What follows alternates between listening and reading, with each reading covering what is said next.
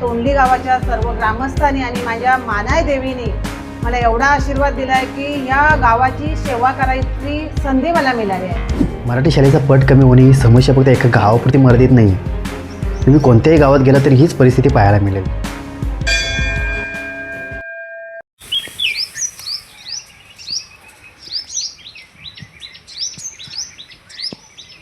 प्रत्येक गावाची काही ना काहीतरी ओळख असते. प्रत्येक गाव आपल्याला काही ना काहीतरी सांगत असतो.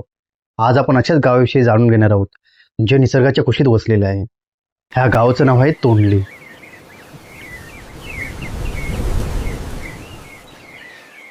रत्नागिरी जिल्ह्यातील मंडणगड तालुक्यातील हे तोंडली गाव. चारी बाजूला डोंगर आणि नदीने वेढलेले हे गाव. तोंडली गावात प्रवेश केला की सगळ्यात आधी दर्शन होतं ते साक्षात गावदेवीचं म्हणजेच मानाय देवीचं.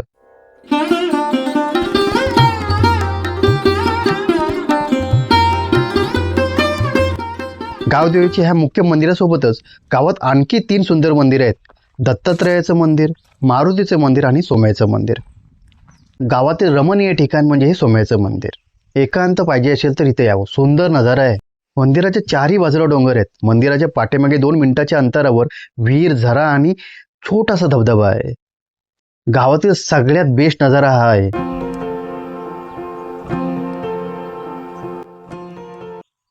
तोंडली गावात एकूण 4 वाड्या आहेत.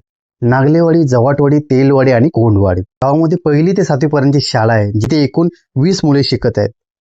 शाळेत मुलांची जरी संख्या कमी असली तरी या शाळेने अनेक पिढ्या घडवल्या आहेत आणि इथल्या भिंती आजही संस्काराची साक्ष देत आहेत.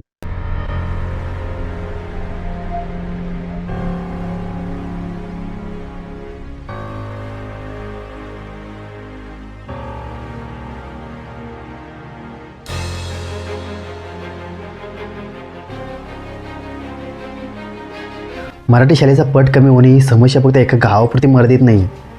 तुम्ही कोणत्याही गावात गेला तरी हीच परिस्थिती पाहायला मिळेल. गावामध्ये सध्या शासनातर्फे मुख्यमंत्री समृद्ध पंचायत राज अभियान राबवण्यात आले आहे. ह्या अभियानाअंतर्गत गावात अनेक उपक्रम राबवण्यात आले आहेत.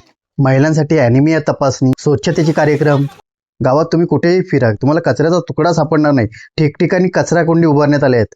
ग्रामपंचायत अभियानातर्फे आपण साफसफाईचा कार्यक्रम करत आहोत. त्याबद्दल सर्व ग्रामस्थ महिलांचा, ग्रामस्थ पुरुषांचा माझ्यातर्फे हार्दिक अभिनंदन.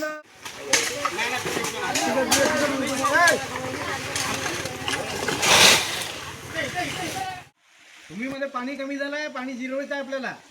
पाणी अडवा, पाणी जिरवा, पाणी अडवा, पाणी जिरवा, पाणी अडवा, पाणी जिरवा. पाणी अडवा पाणी जिरवा ह्या योजनेअंतर्गत गावातील गावकऱ्यांनी ठिकठिकाणी बंधारे बांधले आहेत. गावातील लोकांनी मनापासून ह्या अभियानात सहभाग घेतला आहे आणि मनापासून काम सुद्धा करत आहेत.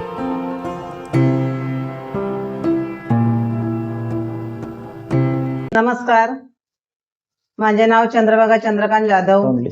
मी तोंडली गावची सरपंच आहे. मला माझ्या या तोंडली गावामध्ये माझं माहेर विरसई आहे आणि माझं सासर तोंडली आहे.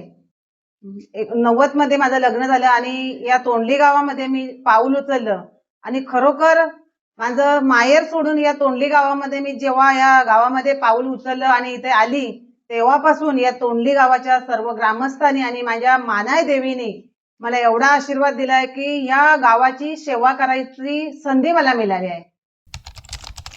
गावात प्रामुख्याने भाताची शेती केली जाते. पावसाळ्यात भाताची शेती तर हिवाळ्यात पावट्याची शेती केली जाते. उन्हाळ्यात आंबे काजू तर आहेतच. गावात प्रत्येक सण मोठ्या उत्साहाने साजरे केले जातात. दहीहंडी असो या गणपती उत्सव. विशेषतः गणपती उत्सव आणि शिमगा या सणांना इथे खास महत्त्व आहे.